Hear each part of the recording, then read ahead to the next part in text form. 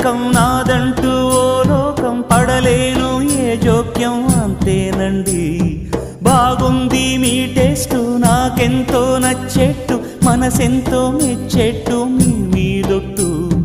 అందుకే నే దిగి వచ్చా వంచని నా తల వంచ స్నేహ భావమా.